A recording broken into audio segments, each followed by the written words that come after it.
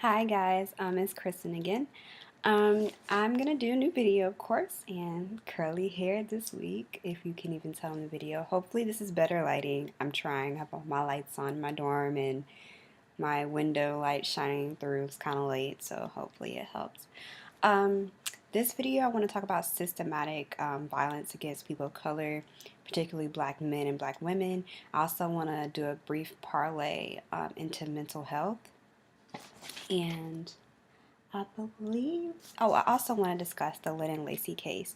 This is going to be a brief video, more brief than my others have been, um, which I think could be good because I feel like, and I learned in my class that, precision and conciseness, that's good. And, you can only keep people's attention for so long, especially with heavy things or issues like this. So I'll get started. I have notes, so you'll see me like occasionally glancing down, but I just want to make sure that I really get my point across and say things that need to be said. So I want to start with the Lynn and Lacey case. Brief thing. Lynn and Lacey is a young 17-year-old boy who was found hanging from a swing set in North Carolina. He was found in a predominantly white neighborhood. Now, I want to throw in some extra details. He had been dating a white woman, whom I might add was 31 while he's 17, but that's another story. And this is in, a racist area. Now, he is 5'9", but he was found hanging on a swing set that was, let me see, it was 7 feet 6 inches. There was nothing there for him to kick himself off over to get up there, but they were ruling it a suicide, but that doesn't make sense. He also had on Jordans when he was first out that day, but when they found him, he did not have on those Jordans. He had a different pair of shoes, which were 2 sizes too small. Now, that should make you think. He was also found with fire ants all over his body. And then another thing that makes it unlikely to be a suicide, he was just about to have his, football game, and he was very excited for it. So, his family and I as well think it's a lynching. The FBI is looking into it. And there's plenty of more details about the case and a lot of more things like that should be looked into, and you guys should definitely check it out. So, search the Lynn and Lacey case and, inform yourself more about the situation and, just kind of help spread the word so, like, something can really happen. I'm just, trying to give brief things, just to introduce some things, and hopefully it'll make you guys want to look things up or, just kind of spread the word. Moving on from the Lynn and Lacey case, I want to discuss the war on drugs briefly, which is really the war on black people, if we're being honest. In aid, let me check my notes actually.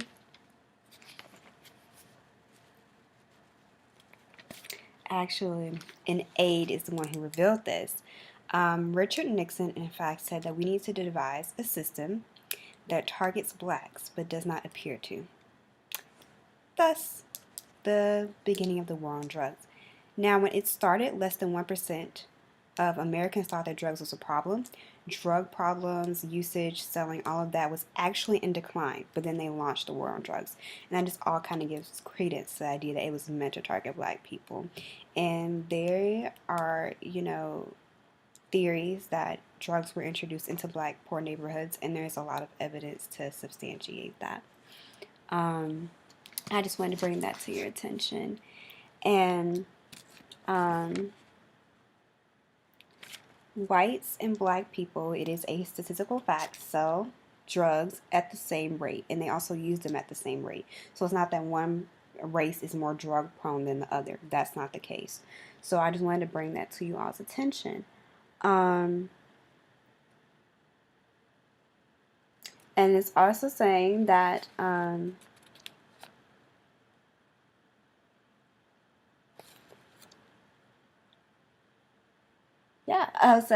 sorry guys, but yeah, so I just wanted to bring that up, and I want to keep this kind of brief and concise video because my other one was kind of long. So I think I'm gonna kind of make things brief and not go into everything. If you would like to know more, if you would like me to address it in the next video more in depthly, just let me know. So the next thing I wanted to discuss was a prison industrial complex. And it's basically that the prison structure and just arrests and all these things in general are meant to target black men. Like Michelle Alexander calls the prison industrial complex a new form of Jim Crow because most of the population, in fact, are men. 1 in 4 black men between the ages of 18 and 29 will be arrested and jailed. And, you know, we only make up, well, black people as a whole only make up 13% of the population, yet we make up such large numbers in the federal prisons and the state prisons. We make up almost half of it. Like, we make up around 40-ish percent, 44% exactly, are in federal prison for drugs. So that goes back to the war on drugs and the war on black people, which are one and the same, going along with the prison industrial complex. We are incarcerated 7 times more than white men and 3 times more than Latino men. So I just wanted to bring that to your attention. And I also want to talk about, you know, a few more things in regards to the prison industrial complex. It's also we're a capitalistic society. So, and we're also money driven. We're driven to make money, to, you know, not spend as much money. Profit is the thing. Now, if for like drug usage, if you were, you know, to probation or some other form, that would cost roughly 3,000, 7,000 a year. Meanwhile, to incarcerate, it costs 40,000 to 60,000 a year for one inmate. Now, look at the disparity in how much, you know, it costs to incarcerate versus to you know, do probation or something. Like, why are we willing to spend that extra money? You know, it just really makes you think. If you just really sit down and think, like, it just really makes you kind of wonder. Also, I want to bring attention to the fact that it's a very profitable business. Prison is profitable. Private businesses make money off of it, and not even specifically private businesses like, you know, Target, Sprint. There's another cell phone company I can't get off the top of my head, and Victoria's Secret. They all profit off of prison labor because they can get cheap labor for really low costs, maybe $2 a day, so of hours of work. It's very profitable for them. Meanwhile, for other companies, because you can invest in certain prisons. So it is a profitable thing. It's a profitable venture. And then also can disfranchise blacks because 48% of states, I believe, restrict voting for blacks. And so that's hindering their voice in this process. They can't pick who gets to make laws. You know, they don't get to have that impact that they should, and they can't, you know, which is hindering the changes that could be made. If all of these black men and black women who were in jail, you know, if they were allowed to vote, imagine the impact that can be made, the changes can be made. And, you know, that's the point. They also have trouble finding housing and then also educating themselves because, you know, like, I get student loans. But if I had a record, I could not. I could not get loans. I could not get grants. And so convicted felons, which are largely black men, you know, they can't get educated. And that's another thing to hold them back. As well, you have to think about just so many things. Like education, like the more educated you are, the more you can do, more opportunities open up. And that's another thing that they purposely don't want. I had another point I was going to make. It's going to be brilliant, but I can't think of it at this very moment. I kind of want to turn my attention now to the Tawana Brawley case. This is a 1987 case that was brought up to me while I was in my Global Perspectives on Violence Against Women's class. And I'm just going to briefly go into it because I see I'm at like over 9 minutes and I wanted to make this a quicker video, but it's probably not. So basically, she was a 15-year-old girl who was found in the park. She had urine cotton balls stuck in her nose and in her ears. She had the N-word written all over her. She had feces smeared over her. She had her hair, although it was not naturally hers, cut out of her head. She was beaten. She was raped. Um, she um, she accused white cops of doing it, along with the white prosecutor. Um, she was ultimately not believed. The New York State Attorney General said there might not be a crime at all here. And the grand jury agreed, and they said that essentially she did it to herself. Crazy, but that just kind of goes with the whole thing that it just goes back slavery, post-slavery, like the racialized ideas and notions that black women are just so hypersexual, they're sexual beings, and by default they can't be raped, they're not virginal, it doesn't matter, like that's just how black women are seen. um and that'll go into some other statistics I'm going to briefly talk about later, but um I also want to bring attention to how Tawana Brawley, Al Sharpton, I have mentioned something, I'm not going to get into that. He was a spokesperson. He elected himself a spokesperson for her, and later someone else did, but it was another man.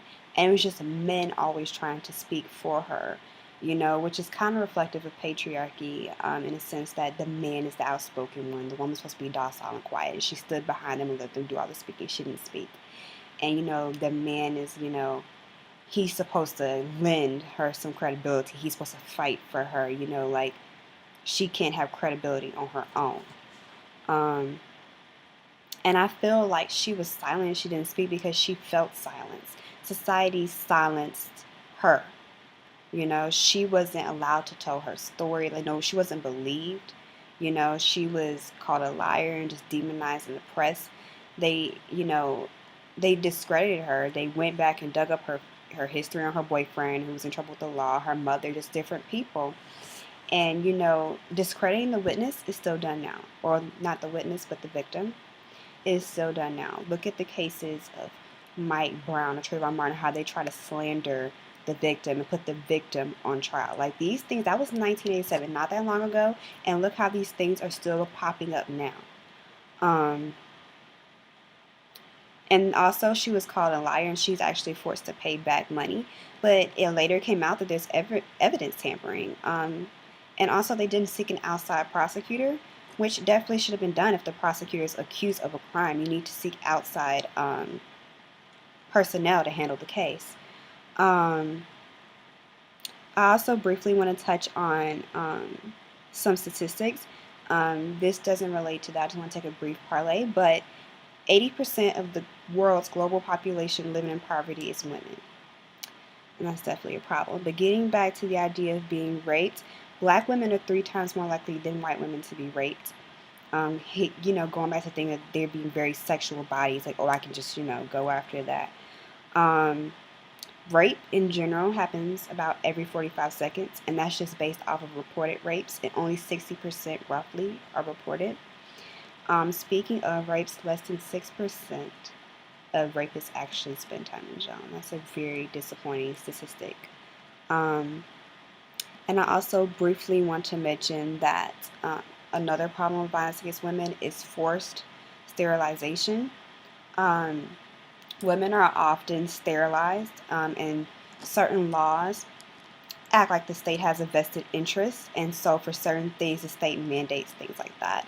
And also North Carolina, it was in the news about how they forced sterilizations of 16-year-olds and didn't even tell them what the procedure really was. They lied about the procedure and sterilized them. So at 16 years old, they can, no longer have children in the future, even if they wanted to. And that was not by choice. It was made for them. And this is directly done to control the reproduction of black women, to limit more black people into the population. It's a form of population control. And so I just wanted to bring that to your attention. I'm actually going longer than my previous video, but I also want to touch on mental illness. Mental illness affects so many people. They say between 50 and 70% of people, in fact, actually suffer a mental illness of some sort in their lifetime. And, I personally deal with depression. So I just really want to talk about mental health. And, you know, if you need to talk to someone, do it. You know, there's nothing wrong with it. Forget the stigmas. You can be sick. Like, sickness and not feeling well is just not a physical thing. You know, the brain can get sick too. And it's okay. You can get scans and it will show that there's something going on with the brain, just like it will with a tumor. Like, it does not have to be a physical thing. If you need to talk to someone, if you need to get help, please do so. I'm very encouraging you that. And I also have a sheet of mental health resources that I want to show. This is so ratchet how I'm doing it, but here are some mental health resources. It's backwards, but hopefully you can kind of get it. Hopefully it helps. You can definitely reach out. Like Mental Health America, www.mentalhealthamerica.net. National Alliance on Mental Illness, of course, www.nami.org. You have the Department of Behavioral Health and Developmental Disabilities. You can look that up for their website. Substance Abuse and Mental Health Services. Screening for Mental Health, www.mentalhealthscreening.org. Active Minds, www.activeminds.org. The Georgia Crisis and Access Line is 1-800-715-42225. The National Suicide Prevention Lifeline, which I'm going to repeat twice, is 1-800-273-8255. 1-800-273-8255. There's a mobile app, Relief Link Suicide Prevention mobile app, and it's free on iTunes. So I encourage you to, you know, download that and everything. I'm just going to show it again. And I tried to read some things off of there, but yeah. This is my video. Next video, I plan to address transgender issues, and I want to talk about the case of Tawana Johnson. I haven't decided what else I'm going to tackle on my next video, but you guys will be the first to know. If you do not already, follow me on Tumblr, beautifulrebellioussoul.tumblr.com. And thank you for watching.